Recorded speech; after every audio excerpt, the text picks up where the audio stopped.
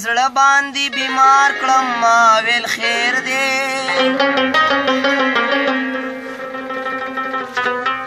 د ګړنګ دی گزار کړم ما ویل خیر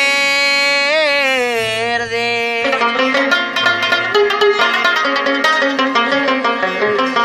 ستا د پاره مې غیرت او پښتو پریخوا د رقیب دی مینه دوار کړم ما ویل خیر دی لیونې سری ګریوان په لار کې پروتو ما ستا د چم خلکو سنسار کړم ما ویل خیر دی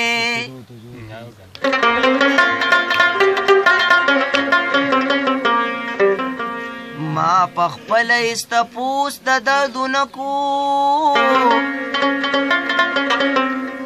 لیونو باندې د شمار کړم ما ویل خیر دی ستا په چم کې لیونې دی لږ تپوس خو یې کوه ستا په چم